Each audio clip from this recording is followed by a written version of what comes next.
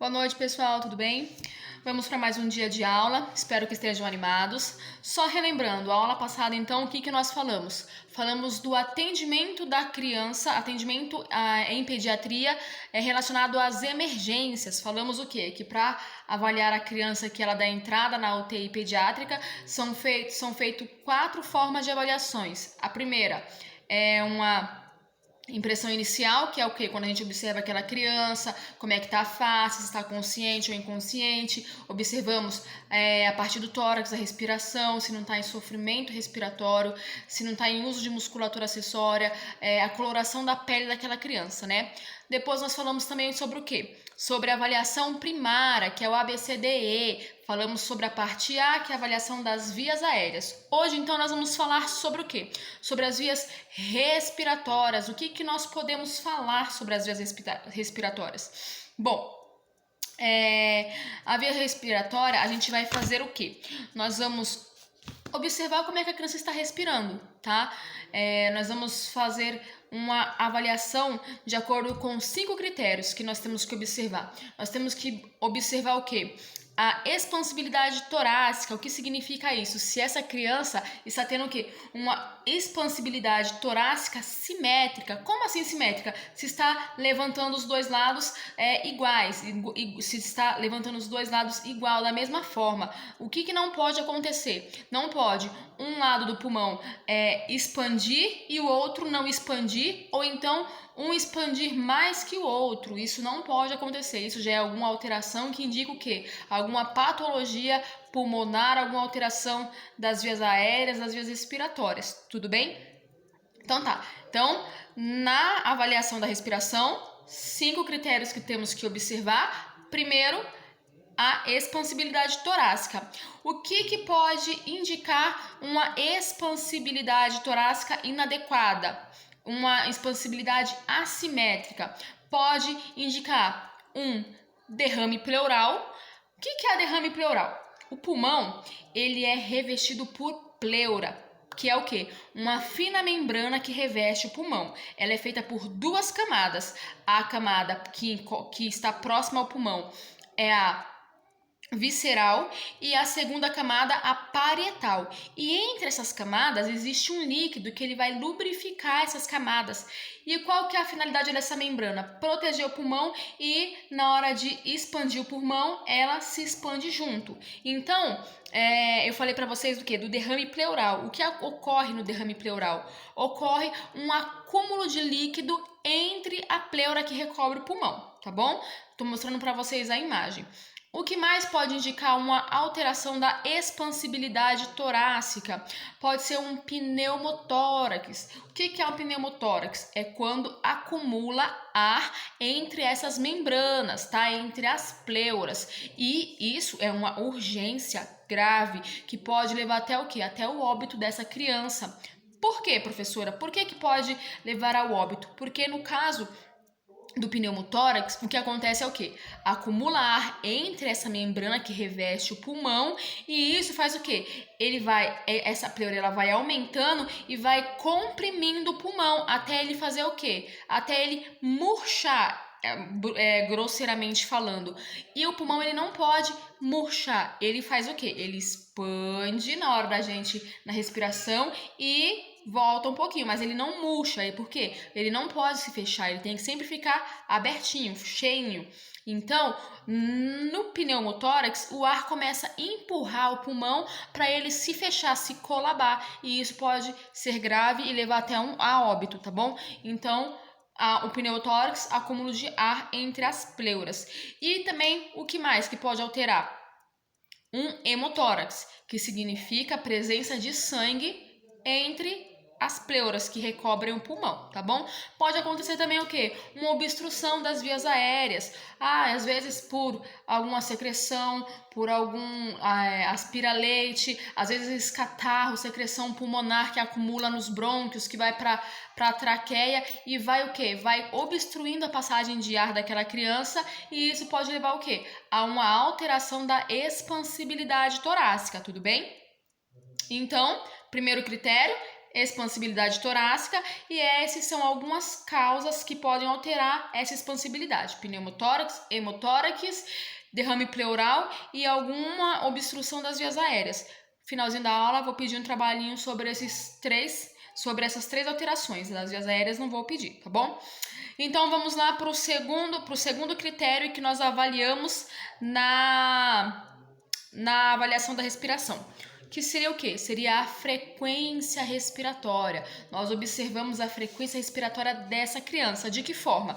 No bebê, nós vamos contar quantos movimentos respiratórios ele está fazendo em 30 segundos. Professora, por que em 30 segundos? Porque na criança pode ocorrer o quê? Pausas da respiração. Em 10 a 15 segundos, ele pode ter uma pausa na respiração. Então, pode alterar essa contagem. Então, nós fazemos o quê?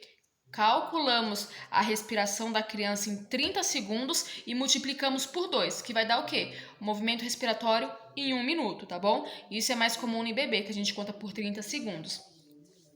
Lembrando que, quando a gente for calcular os movimentos, contar os movimentos respiratórios, no bebê, na criança pequena, a respiração é mais abdominal. Então, a gente pode, às vezes, ficar preocupado focando no pulmão e, às vezes, a gente vê o quê? É mais imperceptível. Por quê? Porque a criancinha, ela faz mais uma respiração abdominal, tá? Vai a dica, então, quando vocês forem para campo de estágio e for precisar fazer a contagem da respiração da criança, observem também o quê? A barriga, que pode ser respiração abdominal, tá? Então tá, agora vamos falar o quê? Sobre os valores dessa respiração, porque a gente tem que saber qual que é o valor considerado normal para a gente poder prestar atenção o quê? Nas possíveis alterações. A respiração, ela varia do bebê, na criança e no adulto. No bebezinho recém-nascido, é normal uma frequência respiratória de quê? De 30 a 60 movimentos respiratórios por minuto. Tá bom? Na criança até 12 anos é normal o quê? 18 a 30 movimentos respiratórios por minuto. E no adulto, mais ou menos a 12 a 20 movimentos respiratórios por minuto, tá bom? A gente precisa saber esses valores para a gente poder diagnosticar se está alterado ou não, tá? Vamos lá então. Já sabemos os valores normais e o que significa? Como é que é feita a classificação desses valores? Quando é uma respiração, um valor normal, vocês já devem ter ouvido falar, se fala o quê? Se fala que a criança está eupneica, é uma respiração normal, eupneia, ou a criança está eupneica, respirando normalmente, um valor normal. Agora, se essa criança está o quê? Com respiração muito rápida, é o quê? Taquipneia, tá? Essa criança está taquipneica, que a gente pode falar, tudo bem? Ou então, quando a criança está o quê? Uma respiração mais lenta, mais fraquinha, é o quê? Bradipneia, tudo bem? Agora, o que digamos, a gente observou essa criança, ela está com a taquipneia, uma respiração muito rápida. O que pode significar? Às vezes, pode ser fisiológico, nem tudo precisa ser patológico, tudo bem? Então, às vezes, pode ser fisiológico. Em que caso que vai ser uma taquipneia fisiológica? Quando a criança não estiver apresentando mais nenhum outro sintoma. Não está com febre, não está hiperemiada, não está descorada, não está apresentando alguma outra alteração do nível da consciência, não está agitada, ela só está lá com respiração um pouquinho mais acima do normal, uma frequência respiratória acima do normal. Em que caso que pode acontecer isso? Às vezes para fisiologicamente repor a quantidade de oxigênio a nível sanguíneo.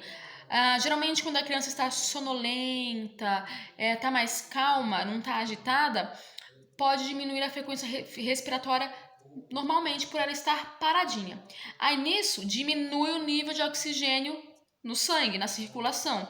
E o organismo, percebendo que o nível de oxigênio baixou, ele vai fazer o quê? Vai estimular que essa criança aumente a frequência respiratória para quê? Para ela aspirar mais ar ambiente, para captar mais oxigênio, para ficar o quê? Para ficar na circulação nível normal, adequado de oxigênio. E nesses casos a criança fica o quê? Com a taquipneia, mas sem nenhum outro sintoma. Isso é comum acontecer em quê? Já perceberam quando a gente está sonolento, a gente começa a bocejar? É por quê? Porque fisiologicamente a gente sonolenta, vai baixando o nível de oxigênio. E o nosso sistema nervoso, para estimular que a gente faça uma respiração para captar mais oxigênio, a gente boceja. Para quê? Para captar mais oxigênio e mandar para a circulação. Isso é fisiológico, tudo bem? Agora, num caso que a criança está em bradicardia, então ela está com a respiração lenta, a gente tem que atentar o quê? Os outros sinais. Não tá a respiração em gaspe, não tá a respiração agônica, ou então não tá pálida, não tá mais lerdinha. Pode estar entrando o quê? Pode estar indicando que essa criança esteja entrando em uma parada respiratória, ou que ela vai entrar numa parada respiratória. Então a gente tem que ter mais atenção para isso. Nesse caso, criança em bradipneia, o que nós podemos fazer? Nós podemos ofertar alguma fonte de oxigênio. Aí o que nós vamos ofertar? Uma ventilação.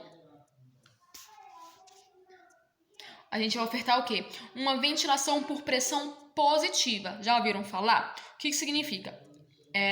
Tem dois tipos. A ventilação por pressão positiva invasiva, que é o quê? Os respiradores mecânicos, que a criança já é entubada. Ou então, a ventilação por pressão positiva não invasiva, que são o quê? Os CPAPs, que geralmente é o quê? Um aparelho pequeno, que é conectado numa extensão e numa máscara facial. Que ele vai fazer o quê? Ele vai mandar oxigênio para essa criança. Mas por que o nome por pressão positiva? Porque ele vai mandar um oxigênio, um ar com mais pressão. Quando a criança está respirando o ar ambiente, ela inspira e manda para dentro. Mas geralmente uma criança que está com alguma alteração, ela não consegue inspirar adequadamente e entra em bradipneia. Então esse aparelho vai fazer o quê? Mandar um oxigênio com mais pressão para poder aumentar o nível de oxigênio dela. Tudo bem? Então, criança com bradipneia, ou nós colocamos em ventilação por pressão positiva, ou nós fazemos o quê?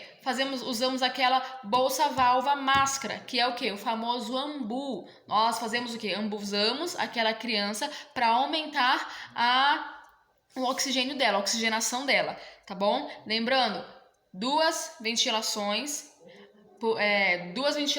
e vai observando a criança e duas ventilações, tudo bem?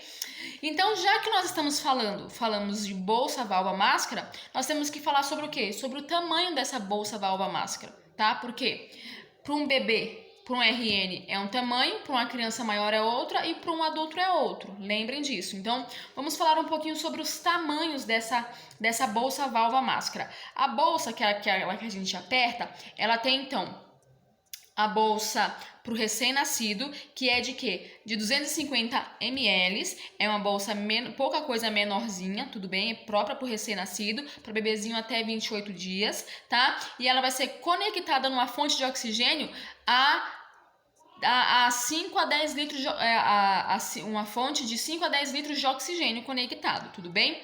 Essa é do recém-nascido. Aí vai ter o quê? Vai ter também a bolsa-válvula máscara, o ambu pediátrico, que é para quê? Para usar em crianças menores de 18 meses. Não é para criança maior 1, 2, 3 anos. É para crianças até 18 meses de idade. Ela vai ser o quê? Um ambu de 450 ml, tudo bem? Ah, professora, tá. Mas e criança acima de 18 meses, já 2 anos, 3 anos? Vai usar a bolsa, o ambu intermediário, que é um ambu para adulto, mas ele é pouco utilizado, que é um ambu de quê? De 750 ml. Vai utilizar esse ambu nas crianças maiores de 18 meses, tá bom? E tem o adulto normal, que é o quê? É o de 1.200 ml, que vai ser utilizado em adulto. Se caso ocorrer o quê? Esse exemplo geralmente é mais na rua, em resgate e na rua. Não tem, é uma criança que está entrando em parada respiratória, mas a gente não tem um ambu pediátrico, digamos que é uma criança pequena, não tem um ambu de criança. O que nós vamos fazer? Utilizar o ambu de adulto, mas a máscara que fica na face da criança, ela vai ser invertida se for o ambu de adulto. Para quê? Para encaixar melhor na criança e não ter frestas que faça o quê? Que faça que o ar extravase. Tudo bem? Isso em caso que é uma criança acima de 18 meses e não tem um ambu intermediário não tem de criança, nós vamos utilizar o de adulto com a máscara invertida, tá bom? Agora falando já sobre as máscaras. O que nós podemos falar sobre as máscaras? As máscaras, elas também têm tamanho, então nós vamos pegar o tamanho adequado com a faixa etária da criança, com o tamanho do rosto da criança e vamos colocar. Lembrando, tem que colocar corretamente, porque a máscara ela tem que cobrir o nariz, a boca e o mento, que é o queixo da criança. Ela tem que cobrir tudo, não adianta ela ficar na pontinha do nariz ou então ela cobrir sua boca e deixar o queixo. Então a gente vai ter que colocar na criança uma máscara que encaixe perfeitamente no rostinho dessa criança. E de preferência tem que ser o quê? Uma máscara transparente. Mas por que transparente? Porque, digamos, a criança está entrando numa parada respiratória e nós fomos ambusar. Daqui a pouco, digamos que evoluiu para uma parada cardíaca, a criança ficou cianótica. A máscara transparente vai facilitar a visualização do rosto da criança, da coloração da boca, se ela não está com a boca cianótica, ou então, ela está cianótica, mas de acordo com as manobras ela foi voltando e foi voltando a coloração da boca dessa criança. A máscara transparente vai facilitar essa visualização. Tudo bem? Que mais? Tem que ser transparente porque também, digamos que a criança tá voltando e começa a voltar a regurgitar leite, regurgitar alguma secreção, algum sangue. Se for uma máscara de uma coloração forte, escura, nós não vamos ver essa secreção voltando. Agora, uma máscara transparente vai facilitar a visualização e nesses casos nós vamos lateralizar o rostinho da criança para quê? Para sair essa secreção sem o risco de novamente aspirar essa secreção, tá bom? Outra coisa, a gente vai conseguir visualizar com a máscara transparente a condensação dela. Como assim condensação? Imaginem que vocês estejam colocando a máscara transparente no rosto e vocês estão respirando.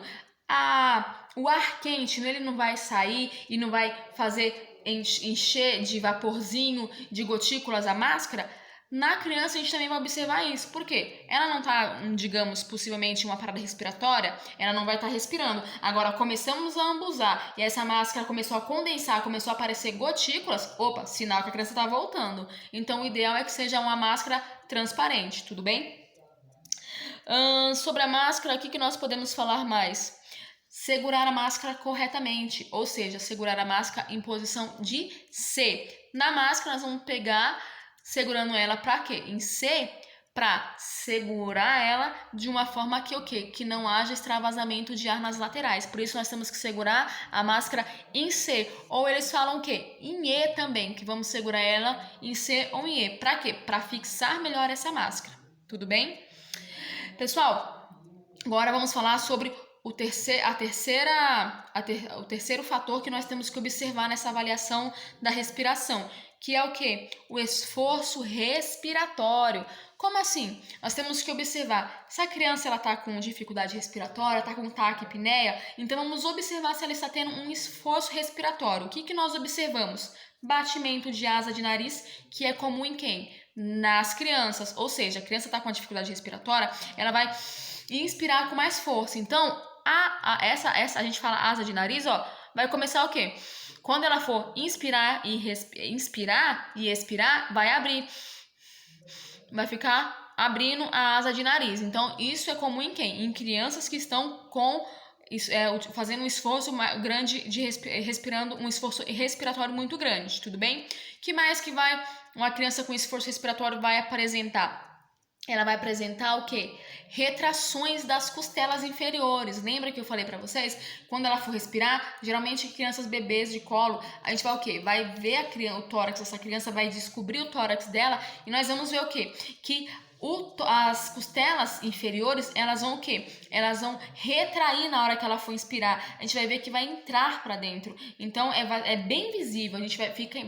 Vocês, quando forem em estágio, que tiverem a oportunidade de visualizar, aproveitem, tudo bem? Que mais? O uso de musculatura acessória, que é o quê? É essa retração e também a retração próxima ao pescoço. A criança vai... Geralmente em comum em quem? Tanto na criança como no adulto que está tendo o quê? Um esforço muito grande para respirar, tá bom? E que mais que nós vamos observar? Criança respirando de boca aberta. A gente vai ver o que? Ela tá cansada, ela tá abrindo a boca para ver o que? Se ela consegue aspirar mais ar, tudo bem? Ou então, meneios da cabeça. Como assim meneios da cabeça? Ela vai levantar a cabeça ao expirar e abaixar ela vai levantar a cabeça na hora de inspirar e abaixar na hora de expirar. Demonstrando o quê? Que ela está tendo sofrimento respiratório.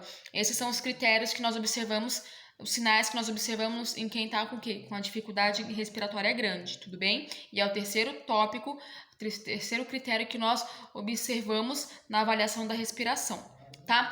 Quarto tópico. O quarto tópico é o quê? Os sons respiratórios. Mas esse aí eu não vou entrar em detalhes com vocês, por quê? Porque é mais a parte do enfermeiro e do médico que observa, que avalia. Por quê? Tem que pegar o estetoscópio, tem que achar os focos de ausculta pulmonar e o enfermeiro e o médico que já estão acostumados e treinados, eles vão conseguir o quê? Detectar algum som diferente do normal que é esperado no pulmão. Então, o som respiratório normal é chamado de quê? De murmúrio vesicular, que é um som limpo, sem barulhos de secreção, sem borbulho, sem murmúrios diferentes, tudo bem? Então, eu não vou entrar em detalhes, por quê? Porque quem que vai detectar o estridor, o sibilo, o ronco e as crepitações são quem? O enfermeiro e o médico, tá? Mas só para vocês saberem o quê? Que é o quarto tópico da avaliação da respiração.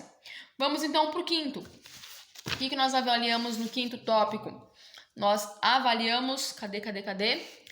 Saturação de oxigênio. Ou seja, vocês já devem ter visto nos estágios, ou então quando vocês vão no UPA ou no hospital mesmo, um oxímetro de pulso. É um aparelho pequenininho que mostra a saturação de oxigênio, tá bom? Como que ele funciona? Numa criança grandinha ou no adulto, ele é colocado aonde? No leito unguial, na ponta do dedinho, onde se encontra a unha. Lembrando, em adultos e crianças, quem tiver com unha pintada de esmalte, tem que tirar. Por quê? Porque ele não consegue captar a saturação de oxigênio. Como é que ele funciona? Ou seja, o oxímetro de pulso ele tem uma luz vermelha e essa luz ela vai transpassar o leito unguial numa criança grande ou no adulto. No bebezinho é colocado na palma da mão ou na planta dos pés. Por quê? Porque é uma pele mais fina, mais pequena, mais fraca, então dá para visualizar na palma das mãos e dos pés, tá bom? Então, como é que ele vai funcionar? O feixe de luz vai transpassar o tecido e vai fazer o quê? Vai captar a quantidade de hemoglobina que se encontra na hemácia. Lembrando, a hemoglobina é o pigmento que reveste a hemácia e faz a captação do oxigênio. Então, na hemoglobina que fica o oxigênio. Então, o oxímetro de pulso vai captar a hemoglobina e vai detectar o quê? Quanto de hemoglobina tem, vai ser quanto de oxigênio que tem na circulação, tá? E vai fazer o quê? Vai dar os valores de quanto que está saturando o oxigênio daquela pessoa ou daquela criança. O normal é o quê? 94 a 99. Esse é o valor normal, né, que tem que se encontrar numa criança, tudo bem? Então, lembrando, criança que tiver com extremidade fria, cianótica, ele não vai dar um valor certo, um valor fidedigno. E também que criança que está em parada, não tem circulação, o coração não está bombeando, então ele também não vai conseguir detectar. Por quê? A circulação parou, ele não tem como ele calcular o nível de hemoglobina que está sendo saturado, porque não está sendo saturado, tudo bem? Então, o que mais que nós podemos falar? Preciso atenção porque ele não pode dar 100%, porque ninguém vai estar saturando 100%, a não ser o quê? Que nós estemos fornecendo a fonte de oxigênio para aquela criança, aí sim, mas não pode saturar 100% por muito tempo, por quê? Porque pode lesionar o cérebro, o oxigênio a mais também faz mal, tanto pouco quanto 100% pode lesar as células do cérebro, tudo bem? Fica atento ao quê? A criança está saturando baixo, abaixo de 94, está sendo disponibilizado para ela uma fonte de oxigênio e mesmo assim está baixo. Tem que avaliar o que está acontecendo. Será que ela não está com obstrução das vias aéreas? Será que não está com alguma outra alteração? Será que o oxímetro de pulso está realmente funcionando adequadamente? Então, todos os cuidados que nós temos que ter, tudo bem? Pessoal, a aula de hoje é só. Na próxima aula vamos falar sobre a circulação, tudo bem? E vamos falar sobre o trabalhinho. Vou pedir para vocês um trabalho. Eu quero que vocês pesquisem o que é Eu já falei para vocês mais ou menos o conceito, mas eu quero que vocês pesquisem o conceito de derrame pleural, de hemotórax e pneumotórax. E coloquem o quê? As principais causas que pode levar a essas patologias, tá? E o tratamento. Então, quero que vocês pesquisem, façam um manuscrito, tirem uma foto e mandem para mim no e-mail que eu estou colocando para vocês, tá bom? É para me entregar até quando? Até segunda-feira, tá? Eu aguardo até segunda-feira pelo e-mail, que vai ser o quê? Uma avaliação para nota de vocês. Pessoal, por hoje é só. Espero que tenham conseguido entender, que tenham gostado. Fiquem com Deus. Tchau, tchau.